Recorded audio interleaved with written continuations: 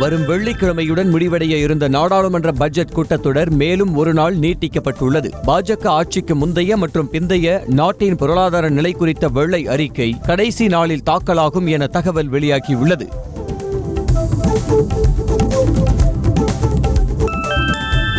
தேர்தல் மேடையாக இருந்தாலும் சரி, நாடாளுமன்ற அவையாக இருந்தாலும் சரி, பிரதமர் மோடி கூறுவது அனைத்துமே பொய் என்று காங்கிரஸ் எம்பி ராகுல் காந்தி விமர்சித்துள்ளார். இது தொடர்பான எக்ஸ் பதிவில் பிரதமர் மோடியின் கோபம் அழிவுக்கு உத்தரவாதம் என குறிப்பிட்டுள்ளார்.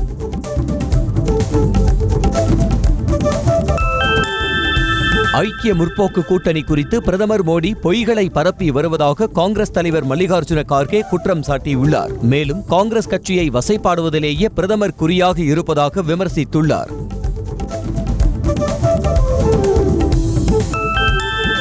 கூட்டாட்சி தத்துவத்தை படுகொலை செய்ததால் ஏற்பட்ட இரத்தக்கரை பிரதமர் மோடியின் கைகளில் புரண்டிருப்பதாக Trinamool Congress MP Derek O'Brien கண்டனம் தெரிவித்துள்ளார். மேலும் மோடி மன் கி பாத் உரையை மாநிலங்களவையில் நிகழ்த்தியுள்ளதாக குற்றம் சாட்டினார். கர்நாடகாவுக்கு வழங்க வேண்டிய அனைத்து நிதியையும் மத்திய அரசு உரிய நேரத்தில் வழங்கிவிட்டதாக மத்திய நிதியமைச்சர் நிர்மலா சீதாராமன் தெரிவித்துள்ளார். மாநிலங்களுக்கான நிதி ஒதுக்கீட்டில் பாரபட்சம் காட்டுவதாக கூறப்படும் நிலையில் நிர்மலா சீதாராமன் விளக்கம் அளித்துள்ளார். உத்தரகண்ட் சட்டசபையில் பொது சிவில் சட்ட மசோதா நிறைவேற்றியதைத் தொடர்ந்து சட்டப்பேரவையிலிருந்து வெளியே வந்த அம்மாநில முதலமைச்சர் புஷ்கர் சிங் தாமிக்கு உற்சாக வரவேற்பு அளிக்கப்பட்டது. பாஜக தொண்டர்கள் மலர் தூவி உற்சாக வரவேற்பு கொடுத்தனர். உத்தரகண்ட் சட்டப்பேரவையில் பொது சிவில் சட்ட மசோதா நிறைவேற்றப்பட்ட நிலையில் பாஜகவினர் பட்டாசு வெடித்தும் இனிப்புகளை வழங்கியும் கொண்டாடினர். நாட்டிலேயே பொது சிவில் சட்டத்தை நிறைவேற்றிய முதல் மாநிலம் என்ற பெயரை உத்தரகண்ட் பெற்றுள்ளது. டெல்லி முதலமைச்சர் அரவிந்த் கெஜ்ரிவால் வரும் 17ஆம் தேதி நேரில் ஆஜராகும்படி டெல்லி உயர்நீதிமன்றம் உத்தரவிட்டுள்ளது. மேலும் அமலாக்கத்துறை அனுப்பிய 5 சம்மன்களை புறக்கணித்தது ஏன் என்பது குறித்து விளக்கம் அளிக்கவும் உத்தரவிட்டுள்ளது. ஜார்க்கண்ட் முன்னாள் முதலமைச்சர் ஹேமந்த் சோரனின் அமலாக்கத்துறை காவல் மேலும் 5 நாட்கள் நீட்டிக்கப்பட்டுள்ளது. அமலாக்கத்துறை தரப்பில் விசாரணை முடிவடையாததால் ஹேமந்த் சோரனின் காவலை நீட்டிக்குமாறு கோரிக்கை விடுத்த நிலையில் காவல் நீட்டிக்கப்பட்டுள்ளது.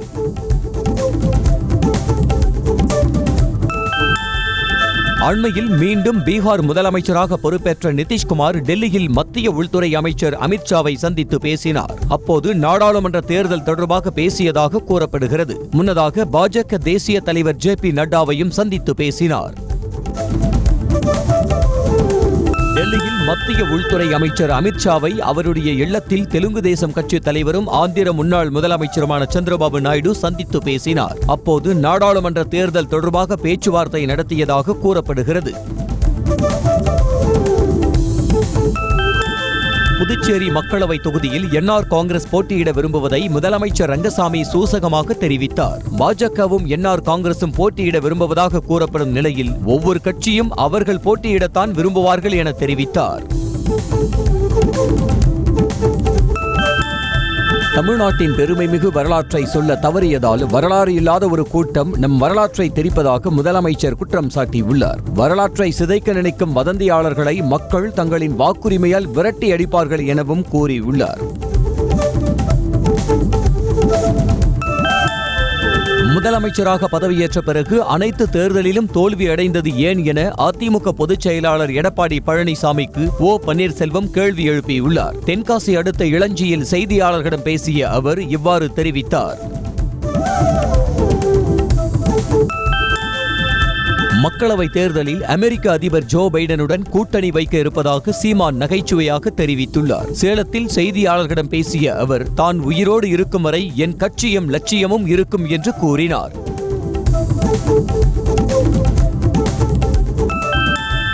திமுக எம்பி TR பாலுவின் அரசியல் விரைவில் முடிவுக்கு வந்துவிடும் என பாஜக மாநில தலைவர் அண்ணாமலை காட்டமாக தெரிவித்தார். சென்னை விமான நிலையத்தில் பேட்டியளித்த அவர் வரும் தேர்தலில் வரலாறு காணாத அளவுக்கு தமிழ்நாட்டிலிருந்து பாஜக எம்பிக்கள் தேர்வு செய்யப்படுவார்கள் என்றார். 2016ஆம் ஆண்டு நடைபெற்ற தேர்தலில் விஜயகாந்த் திமுகவை ஆதரித்திருந்தால் கலைஞர் முதல்வராகவே இறந்திருப்பார் என அக்கட்சியின் அமைப்பு செயலாளர் RS பாரதி தெரிவித்துள்ளார். தங்களுக்கு ஆதரவு தெரிவிக்காத நிலையிலும் விஜயகாந்திற்கு முதல்வர் மு க ஸ்டாலின் அரசு மரியாதை அளித்ததாக கூறினார். தமிழ்நாட்டில் தேவைக்கு அதிகமாகவே வாக்குப்பதிவு இயந்திரங்கள் தயார் நிலையில் உள்ளதாக தலைமை தேர்தல் அதிகாரி சத்யபிரதா சாஹூ தகவல் தெரிவித்துள்ளார். தமிழ்நாட்டில் 130% அளவுக்கு மின்னணு வாக்குப்பதிவு இயந்திரங்கள் தயாராக இருப்பதாக கூறினார். தமிழ்நாட்டில் மக்களவை தேர்தல் சமயத்தின் போது அசம்பாவிதங்கள் நிகழாமல் கண்காணிக்க கேமராவுடன் கூடிய ரோந்து வாகனங்களை பயன்படுத்த தேர்தல் ஆணையம் திட்டமிட்டுள்ளது.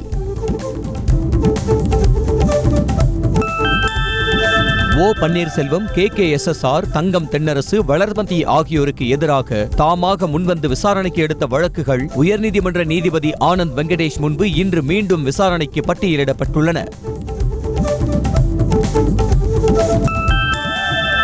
சாத்தான்குளம் தந்தை மகன் கொலை வழக்கில் சார்பு ஆய்வாளர் ரகு கணேஷின் இடைக்கால ஜாமீன் மனு மீதான தீர்ப்பு இன்று வழங்கப்பட உள்ளது. முன்னதாக மதுரை மாவட்ட நீதிமன்றத்தில் நடைபெற்ற விசாரணையில் ரகு கணேஷிற்கு ஜாமீன் வழங்க CBI எதிர்ப்பு தெரிவித்தது. லஞ்ச வழக்கில் கைதான அமலாக்கத்துறை அதிகாரி அங்கித் திவாரிக்கு 5வது முறையாக நீதிமன்ற காவல் நீட்டிப்பு செய்யப்பட்டுள்ளது. இதையடுத்து வரும் 21ஆம் தேதி வரை அவரை நீதிமன்ற காவலில் வைக்க திண்டுக்கல் தலைமை குற்றவியல் நீதித்துறை நடுவர் நீதிமன்ற நீதிபதி மோகனா உத்தரவிட்டார். திமுக அரசு பொறுப்பேற்ற 2.5 ஆண்டுகளில் 32,800க்கும் மேற்பட்ட புதிய தொழில் முனைவோர்கள் உருவாக்கப்பட்டுள்ளதாக அமைச்சர் தாமோ அன்பரசன் தெரிவித்துள்ளார். சென்னை நந்தனத்தில் செய்க புதுமை நிகழ்ச்சியில் பேசிய அவர் இதனை கூறினார். முதலமைச்சர் மு க ஸ்டாலின் ஸ்பெயின் நாட்டிற்கு சென்று 3,000-4,000 கோடி ரூபாய்க்கு முதலீடு ஈர்த்ததாக சொல்வதாகவும், ஆனால் அவர் ஒப்பந்தம் செய்தாரா, ஸ்பெயின் நாட்டினை சேர்ந்தவர்கள் ஒப்பந்தம் செய்தனரா என தெரியவில்லை என முன்னாள் அமைச்சர் ஜெயக்குமார் விமர்சனம் செய்துள்ளார். ஒமைக்ரான் வகை கொரோனா தொற்று உருமாற்றம் அடைந்து வீரியம் குறைந்ததால் பெரிய அளவு பாதிப்பு ஏற்படாது என தமிழ்நாடு பொது சுகாதாரத்துறை பகுப்பாய்வு அறிக்கை வெளியிட்டுள்ளது. அதிக பாதிப்பு ஏற்படுத்தாது என்பதற்காக மக்கள் கவனக்குறைவாக இருக்கக்கூடாது என்றும் அறிவுறுத்தப்பட்டுள்ளது. நெல்லை மாவட்டம் கூடங்குளத்தில் இந்திய ரஷ்ய அணுசக்தி துறை அதிகாரிகளின் உயர்மட்ட குழு கூட்டம் நடைபெற்றது. இன்றுடன் நிறைவு பெறும் 2 நாட்கள் கூட்டத்தில் இந்திய அணுசக்தி துறை தலைவர் மற்றும் செயலாளர் அஜித்குமார் மொகந்தி பங்கேற்றார். அரசுமுறை பயணமாக இந்தியா வந்துள்ள கயானா பிரதமர் மார்க் பிலிப்ஸ் குடியரசுத் தலைவர் திரௌபதி முர்முவை சந்தித்து பேசினார். அப்போது இருநாட்டு உறவு, பாதுகாப்பு உள்ளிட்ட பல்வேறு விவகாரங்கள் குறித்து இருவரும் ஆலோசித்ததாக கூறப்படுகிறது.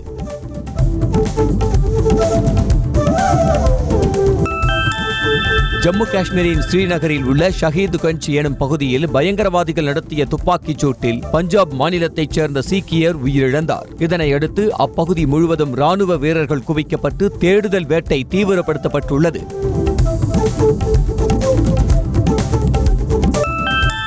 ஹிமாச்சல பிரதேசத்தின் குழுவில் கடும் பனிப்பொழி காரணமாக ஏராளமான சாலைகள் மூடப்பட்டன. சாலையில் மலை போல் பனி குவிந்து கிடப்பதால் போக்குவரத்திற்கு தடை விதிக்கப்பட்ட நிலையில் அதனை அகற்றும் பணிகள் நடைபெற்று வருகின்றன.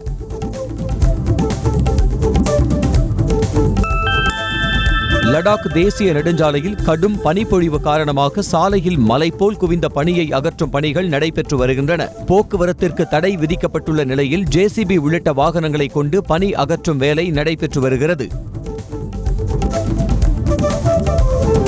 கேரள மாநிலம் கோழிக்கோடு பகுதியில் பேராசிரியருக்கு எதிராக போராட்டத்தில் ஈடுபட்ட DYFI அமைப்பு மாணவர்களை போலீசார் தண்ணீர் பீய்ச்சி அடித்து கலைத்தனர். கோட்சேவை ஆதரித்து பேசிய பேராசிரியர் ஷைஜா ஆண்டவனுக்கு எதிராக மாணவர்கள் போராட்டத்தில் ஈடுபட்டனர். உத்தரப்பிரதேச மாநிலம் அமேதி மாவட்டத்தில் சுமார் 22 ஆண்டுகளுக்கு முன்பு காணாமல் போன மகன் மீண்டும் தாயுடன் இணைந்த நிகழ்ச்சியான சம்பவம் நடந்துள்ளது. காணாமல் போன போது 11 வயதாக இருந்த மகன் தற்போது ஒரு துறவியாக தனது சொந்த ஊருக்கு வந்து தாயை சந்தித்துள்ளார். சபரிமலை ரயில் திட்டத்திற்கு 2 மாற்று வழித்தடங்கள் பரிசீலனை செய்யப்பட்டிருப்பதாக மத்திய ரயில்வே அமைச்சர் அஸ்வினி வைஷ்ணவ் தெரிவித்துள்ளார். இது தொடர்பாக மக்களவையில் பேசிய அவர், சபரிமலை ஐயப்பன் கோயிலுக்கு செல்லும் பக்தர்களின் வசதிக்காக இந்த வழித்தடம் அமைக்க உள்ளதாக கூறினார். சம்மன் அளித்தால் மட்டுமே சீமான் ஆஜராகினால் போதும் என NIA அதிகாரிகள் கூறியதாக நாம் தமிழர் கட்சி நிர்வாகி சாட்டை துரைமுருகன் தெரிவித்தார். சேலம் ஓமலூரில் துப்பாக்கி பறிமுதல் செய்த வழக்கு தொடர்பாக NIA விசாரணைக்கு ஆஜரான பின்பு அவர் இவ்வாறு தெரிவித்தார். வரும் நாடாளுமன்ற தேர்தலில் தமிழக காங்கிரஸ் கட்சியில் பெண்களுக்கு 33% இடஒதுக்கீடு வழங்க வேண்டும் என அக்கட்சியின் மாநில மகிழா தலைவர் சுதா ராமகிருஷ்ணன் கோரிக்கை விடுத்துள்ளார். சென்னை சத்தியமூர்த்தி பவனில் செய்தியாளர்களை சந்தித்த அவர் இவ்வாறு தெரிவித்தார். தமிழ்நாட்டை இந்திய துணைக்கண்டத்தின் விளையாட்டு தலைநகராக மாற்ற வேண்டும் என்ற எண்ணத்தில் செயல்பட்டு வருவதாக அமைச்சர் உதயநிதி ஸ்டாலின் தெரிவித்தார். அதன் வெளிப்பாடாகத்தான் தமிழ்நாட்டில் தேசிய மற்றும் சர்வதேச அளவில் போட்டிகள் நடத்தப்பட்டு வருவதாக கூறினார். தென்னை விவசாயிகளின் கோரிக்கைகளை வலியுறுத்தி காலவரையற்ற உண்ணாவிரத போராட்டத்தில் ஈடுபட்டுள்ள விவசாயிகளை கைது செய்யும் முடிவை தமிழ்நாடு அரசு கைவிட வேண்டும் என அண்ணாமலை தெரிவித்துள்ளார். தென்னை விவசாயிகளின் வாழ்வாதாரம் மேம்பட கோரிக்கைகளை நிறைவேற்றுமாறு கேட்டுக் கொண்டுள்ளார். தமிழ்நாட்டில் இந்த ஆண்டு முதல் முறையாக ஈரோட்டில் வெயில் சதமடித்தது. கடந்த சில நாட்களாக வெயில் மக்களை வாட்டி வதைத்து வந்த நிலையில் முதல் முறையாக ஈரோட்டில் 100.76 டிகிரி ஃபாரன்ஹீட்டை தாண்டி வெப்பம் பதிவாகியுள்ளது. ராணிப்பேட்டை மாவட்டம் அரக்கோணத்தில் உள்ள மத்திய தொழிற் பாதுகாப்பு படை பயிற்சி மையத்தில் போலி இருப்பிட சான்றிதழ் கொடுத்து பணியில் சேர்ந்த 3 பெண் காவலர்கள் மீது விசாரணை நடத்தப்பட்டு வருகிறது. மும்பை போலீஸ் வசமிருக்கும் கன்னியாகுமரி மாவட்டத்தைச் சேர்ந்த 3 மீனவர்களை மீட்டு தர நடவடிக்கை எடுக்க வேண்டும் என அவர்களின் உறவினர்கள் தமிழ்நாடு முதலமைச்சருக்கு கோரிக்கை விடுத்துள்ளனர். அவர்கள் மூவரும் குவைத்திலிருந்து தப்பித்து வந்தவர்கள். சென்னையிலிருந்து திருநெல்வேலி சென்ற வந்தே பாரத் விரைவு ரயிலில் பயணி ஒருவர் கழிவறையில் சிக்கிக் கொண்ட நிலையில் கதவை உடைத்து அவர் மீட்கப்பட்டார். கழிவறை கதவுகள் வெளியிலிருந்து திறக்கும் வகையில் வடிவமைக்கப்படாத காரணத்தால் கதவை உடைத்து மீட்கும் நிலை ஏற்பட்டது.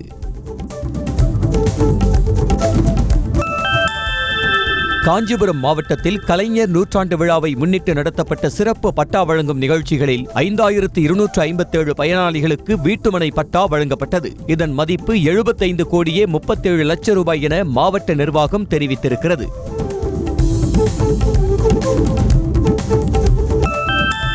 திருப்பூர் மாவட்டம் தாராபுரம் அருகே உப்பாறு அணைக்கு தண்ணீர் வழங்க கோரி அப்பகுதி விவசாயிகள் 15வது நாளாக தொடர் காத்திருப்பு போராட்டத்தில் ஈடுபட்டனர். திருமூர்த்தி அணையிலிருந்து PAB பாசன திட்டத்தில் உபரி நீரை திறக்க கோரிக்கை விடுத்து வருகின்றனர். தருமபுரி மாவட்டம் ஒகேனக்கல் காவிரி ஆற்றில் நீர்வரத்து குறைந்ததால் ஆற்றில் பாறைகளாக தென்படுகின்றன. கபினி மற்றும் கிருஷ்ணராஜசாகர் அணைகளிலிருந்து காவிரி ஆற்றில் குறைந்த அளவே உபரி நீர் திறந்துவிடப்படுகிறது. தேனி மாவட்டம் அழகர் நாயக்கன்பட்டி ஊராட்சியில் புதிதாக அமைக்கப்பட்ட தார் சாலை கையோடு பெயர்ந்து வருவதாக மக்கள் புகார் தெரிவித்தனர். 10 ஆண்டுகளுக்கு பிறகு 40 லட்சம் ரூபாய் மதிப்பீட்டில் அமைக்கப்பட்ட சாலை தரமற்ற முறையில் உள்ளதாக புகார் எழுந்திருக்கிறது. தஞ்சாவூர் மாவட்டம் கும்பகோணம் தபால் நிலையம் முன்பு வழிபாட்டு தலங்களை பாதுகாக்க வலியுறுத்தி தௌஹீத் ஜமாத் அமைப்பினர் மத்திய அரசை கண்டித்து ஆர்ப்பாட்டத்தில் ஈடுபட்டனர். இதில் 1991 இயற்றப்பட்ட வழிபாட்டு தலங்கள் பாதுகாப்பு சட்டத்தினை நடைமுறைப்படுத்த கோரிக்கை விடுக்கப்பட்டது.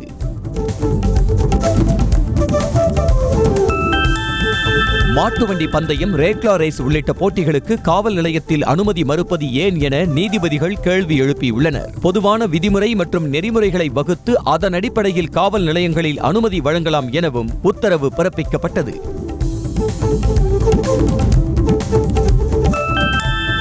நாமக்கல் மாவட்டம் பள்ளிப்பாளையம் காவிரி ஆற்றில் படர்ந்து காணப்படும் ஆகாய தாமரைகளை அகற்ற நடவடிக்கை எடுக்க வேண்டும் என பொதுமக்கள் கோரிக்கை விடுத்துள்ளனர். காவிரி ஆற்றில் கடந்த 2 நாட்களாக சுமார் 4 கிலோமீட்டர் தூரத்திற்கு ஆகாய தாமரை செடிகள் படர்ந்து காணப்படுகின்றன. சென்னை தாம்பரத்தில் சாலை தடுப்பில் கார் மோதிய விபத்தில் IT பெண் ஊழியர்கள் உட்பட 4 பேர் படுகாயமடைந்தனர். பெருங்களத்தூரிலிருந்து இரும்புலியூர் நோக்கி சென்ற கார் சாலை தடுப்பில் மோதி தலைகீழாக கவிழ்ந்தது. தூத்துக்குடி மாவட்டம் கோவில்பட்டியில் வட்டாட்சியர் அலுவலக வளாகத்தில் 2 மூதாட்டிகள் தீக்குளிக்க முயன்றதால் பரபரப்பு ஏற்பட்டது. பட்டா கேட்டு விண்ணப்பித்து 13 மாதங்கள் ஆகியும் வழங்காததால் உடல் மீது மண்ணெண்ணெய் ஊற்றி தீக்குளிக்க முயன்றனர்.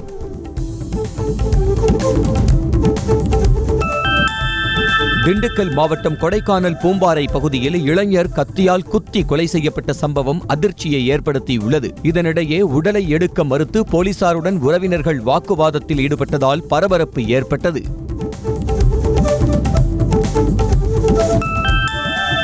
திருச்சி அடுத்த கொண்டையம்பேட்டை மேம்பாலத்தில் வேகமாக சென்ற கார் தலைக்குப்புற கவிழ்ந்து விபத்துக்குள்ளானது. காரை ஓட்டிச் சென்ற திருச்சியைச் சேர்ந்த திமுக பிரமுகர் பாலகணபதி என்பவர் படுகாயங்களுடன் மருத்துவமனையில் சிகிச்சை பெற்று வருகிறார்.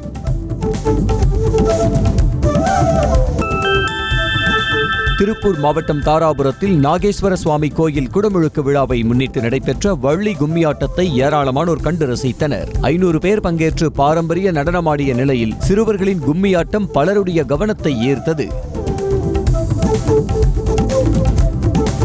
நீலகிரி மாவட்டத்தில் வட்டாட்சியரை பணியிட மாற்றம் செய்யக்கோரி கடலூர் மற்றும் பந்தலூர் கிராம நிர்வாக அலுவலர்கள் 16 பேர் காத்திருப்பு போராட்டத்தில் ஈடுபட்டனர். ஓவேலி பகுதியில் தடையை மீறி கட்டுமான பணிகளுக்கு அனுமதி வழங்கியதற்காக நோட்டீஸ் அனுப்பப்பட்டதால் போராட்டத்தில் ஈடுபட்டனர். கடலூர் மாவட்டம் புவனகிரி அருகே ஆதிவராகநல்லூரில் கடல் நீர் உட்புகுவதை தடுக்க தடுப்பணை கட்ட வலியுறுத்தி அதிமுக எம்எல்ஏ அருண்மொழி தேவன் தலைமையில் கண்டன ஆர்ப்பாட்டம் நடைபெற்றது. இதில் ஏராளமானோர் பங்கேற்றனர். தூத்துக்குடி மாவட்டம் கோவில்பட்டியில் உள்ள வேளாண் அலுவலகத்தில் வருகை பதிவேட்டில் கையெழுத்திடாதது குறித்து கேள்வி கேட்ட அதிகாரியை தாக்கியதாக தற்காலிக ஊழியர் மீது வழக்கு பதிவு செய்யப்பட்டது. தலைமறைவாகியுள்ள தனபாலனை போலீசார் தேடி வருகின்றனர். கள்ளக்குறிச்சி மாவட்டம் உளுந்தூர்பேட்டையில் அனுமதியின்றி கூழாங்கற்கள் ஏற்றி சென்ற லாரியை மடக்கி பிடித்த கனிம வளத்துறை அதிகாரிகள் ஓட்டுநரை காவல் நிலையத்தில் ஒப்படைத்தனர். வெங்கடேசனை கைது செய்த போலீசார் விசாரணை நடத்தி வருகின்றனர். சிவகங்கை மாவட்டம் அரசனூர் ஊராட்சி ஒன்றிய பள்ளிக்கூடம் ரயில் பட்டிகள் போன்று தத்ரூபமாக வர்ணம் தீட்டப்பட்டுள்ளது மாணவர்கள் மத்தியில் ஆனந்தத்தை ஏற்படுத்தியுள்ளது. பள்ளியில் ஆய்வு மேற்கொண்ட ஆட்சியர் மாணவர்களுடன் கலந்துரையாடினார். திருவள்ளூர் மாவட்டம் திருத்தணி அருகே நில அளவீடு செய்ய எதிர்ப்பு தெரிவித்து மின்கம்பத்தில் ஏறி 5 பேர் தற்கொலைக்கு முயன்றதால் பரபரப்பு ஏற்பட்டது. கோளூர் கிராமத்தில் தான் வாங்கிய நிலத்தை அளவீடு செய்ய பெங்களூரை சேர்ந்த பாலசுப்ரமணி விண்ணப்பித்திருந்தார். மதுரை மாவட்டம் சோழவந்தான் அருகே நரிமேடு பகுதியில் மயானத்திற்கு செல்ல பாதை அல்லது பாலம் அமைத்து தர வேண்டும் என அப்பகுதி பொதுமக்கள் கோரிக்கை விடுத்துள்ளனர். பெரியார் கால்வாய் அகலப்படுத்தப்பட்டுள்ளதால் பாதை தடைப்பட்டுள்ளதாக அப்பகுதி மக்கள் தெரிவிக்கின்றனர். சிவகங்கை மாவட்டம் காரைக்குடி அருகே மருத்துவமனையில் திருட முயன்ற பல்வேறு வழக்குகளில் தொடர்புடைய நபரை போலீசார் கைது செய்தனர். கைதான ரமேஷ் மனநலம் பாதிக்கப்பட்டவர் போல நடிப்பதால் போலீசார் குழப்பமடைந்துள்ளனர். கோவை மாவட்டம் அன்னூர் பகுதியில் தனியார் பேருந்துகளின் படிக்கட்டில் தொங்கியவாறு கல்லூரி மாணவர்கள் ஆபத்தான முறையில் பயணம் மேற்கொள்கின்றனர். இதனால் சுற்றுவட்டார பகுதிகளில் கூடுதலாக அரசு பேருந்துகளை இயக்குமாறு மக்கள் கோரிக்கை விடுத்துள்ளனர். திருப்பத்தூர் மாவட்டம் நாயனச்செருவு பகுதியில் அரசு பள்ளிக்குள் புகுந்து தலைமை ஆசிரியையை ஒருமையில் பேசியதாக ஊராட்சி மன்ற தலைவரின் கணவர் மீது புகார் எழுந்துள்ளது. மரங்களை வெட்ட எதிர்ப்பு தெரிவித்த போது அநாகரிகமாக ஒருமையில் பேசியதாக கூறப்படுகிறது. சென்னை ஆர்கே நகரில் கர்ப்பிணிகளுக்கான சமுதாய வளைகாப்பு நிகழ்ச்சி நடைபெற்றது. எம்எல்ஏ எபினேசர் தலைமையில் நடந்த நிகழ்ச்சியில் சுமார் 200க்கும் மேற்பட்ட கர்ப்பிணிகளுக்கு தாம்பூலம் தட்டில் வைத்து சீர்வரிசை பொருட்கள் வழங்கப்பட்டன. ஈரோடு மாவட்டம் தாளவாடி அருகே ஆசனூர் காரப்பள்ளம் சாலையில் வாகனங்களை வழிமறித்து நின்ற ஒற்றை காட்டு யானையால் போக்குவரத்து பாதிக்கப்பட்டது. அரை மணி நேரத்திற்கும் மேலாக அந்த யானை சாலையில் முகாமிட்டிருந்தது. தை அமாவாசை முன்னிட்டு இன்று சென்னை உள்ளிட்ட பல்வேறு பகுதிகளில் இருந்து ராமேஸ்வரத்திற்கு சிறப்பு பேருந்துகள் இயக்கப்படும் என போக்குவரத்து துறை சார்பில் அறிவிக்கப்பட்டுள்ளது. ராமநாதசாமி கோவிலுக்கு பக்தர்கள் சென்று வர வசதியாக ஏற்பாடு செய்யப்பட்டுள்ளது. உலகில் வெற்றிகரமான கேப்டன் யார் என்று கேட்டால் அது டோனி என்று சொல்வேன் என்றும் அவரைப் போல யாரும் வெற்றி பெற்றிருக்க மாட்டார்கள் என்றும் இந்திய அணியின் வேகப்பந்து வீச்சாளர் முகமது ஷமி தெரிவித்துள்ளார். புவனேஸ்வரில் நடைபெற்ற FIH ப்ரோ லீக் ஹாக்கி போட்டியில் ஆஸ்திரேலியாவுக்கு எதிரான ஆட்டத்தில் இந்திய மகளிர் ஹாக்கி அணி தோல்வியடைந்தது. இந்திய மகளிர் அணியை 3-0 என்ற கோல் கணக்கில் ஆஸ்திரேலிய அணி வீழ்த்தியது.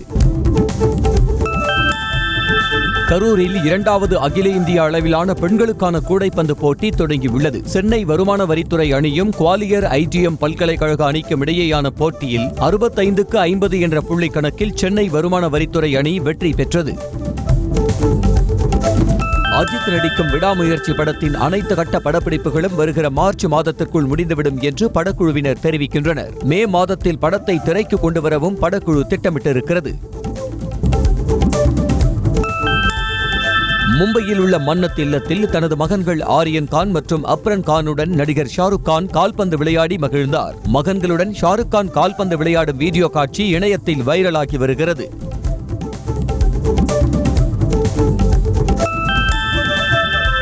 பாரிஸ் நகரில் நடைபெற்ற ஃபேஷன் நிகழ்ச்சியில் பங்கேற்ற அனன்யா பாண்டே பெரிய சைஸ் தும்பி போன்ற டிசைனில் ஆடையை அணிந்து கொண்டு கொடுத்த லேட்டஸ்ட் போஸ் புகைப்படங்கள் ட்ரெண்ட் ஆகி வருகின்றன. இன்ஸ்டாவில் பதிவிட்ட புகைப்படங்களுக்கு லைக்குகள் குவிந்துள்ளன.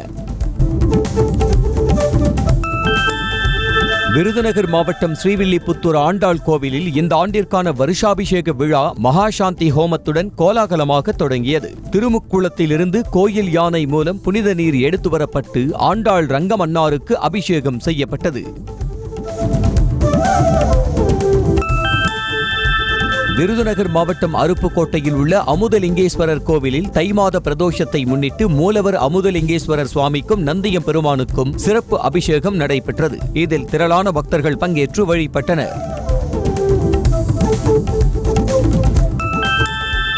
தை மாத பிரதோஷத்தை ஒட்டி கடலூர் மாவட்டம் விருத்தாச்சலம் விருத்தகிரீஸ்வரர் கோயிலில் நந்தியம் பெருமானுக்கு பால், தயிர், சந்தனம் உள்ளிட்ட பொருட்களால் சிறப்பு அபிஷேகம் மற்றும் தீபாராதனை காட்டப்பட்டது. இதில் திரளான பக்தர்கள் சுவாமி தரிசனம் செய்தனர். திருச்சி சமயபுரம் மாரியம்மன் கோயிலில் பக்தர்கள் செலுத்திய காணிக்கையாக 1,33,67,737 ரூபாய் கிடைத்திருக்கிறது. மேலும் 2,824 கிராம் தங்கம், 4,383 கிராம் வெள்ளி பொருட்கள் கிடைத்திருப்பதாக கோயில் நிர்வாகம் தெரிவித்துள்ளது. மதுரை மாவட்டம் திருப்பரங்குன்றம் முருகன் கோவிலில் பக்தர்கள் செலுத்திய உண்டியல் காணிக்கையாக 48,63,000 ரூபாய் கிடைத்திருக்கிறது. தை மாதத்திற்கான உண்டியல் காணிக்கை எண்ணப்பட்டதில் 96 கிராம் தங்கம், 1 கிலோ 198 கிராம் வெள்ளி கிடைத்துள்ளன.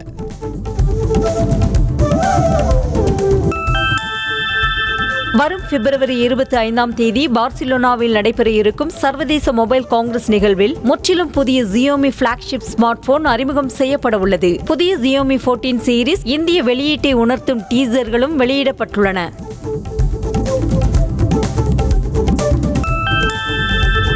Realme 12 Pro Plus smart phone transparent back panel கொண்ட மாடல் விரைவில் அறிமுகம் செய்யப்படும் என தெரிய வந்துள்ளது. ஐரோப்பாவுக்கான Realme தலைமைச் செயல் அதிகாரி பிரான்சிஸ் வாங் இது தொடர்பான புகைப்படத்தை தனது அதிகாரப்பூர்வ X தளத்தில் பதிவிட்டுள்ளார்.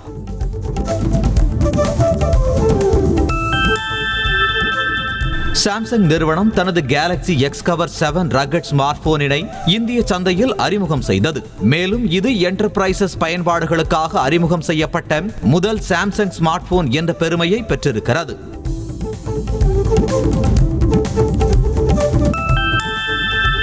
மஹிந்திரா பொலிரோ சீரிஸ் வாங்குவோருக்கு சிறப்பு சலுகைகள் மற்றும் பலன்கள் அறிவிக்கப்பட்டுள்ளன. பொலிரோ நியோ மற்றும் மராசோ மாடல்களுக்கு சலுகைகள் வழங்கப்படுகின்றன. கார்களுக்கான சலுகை தள்ளுபடி, எக்ஸ்சேஞ்ச் பலன்கள் கார்ப்பரேட் தள்ளுபடி வடிவில் வழங்கப்படுகின்றன. செய்திகளை உடனுக்குடனும் துல்லியமாகவும் தெரிந்து கொள்ள சப்ஸ்கிரைப் பண்ணுங்க.